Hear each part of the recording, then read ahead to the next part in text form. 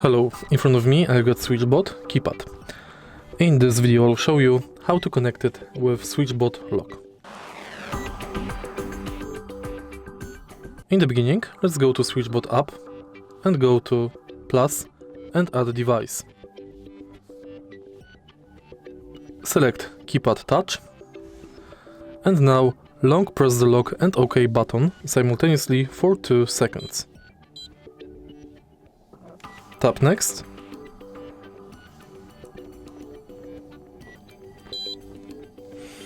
Tap Save.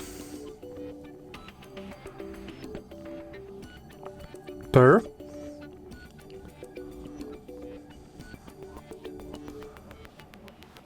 Lock your door and enter the following test code on Keypad Touch.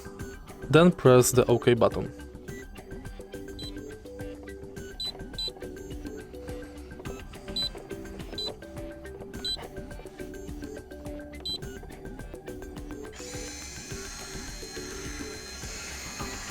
Tap Next. Next. And here we've got tutorial for installation.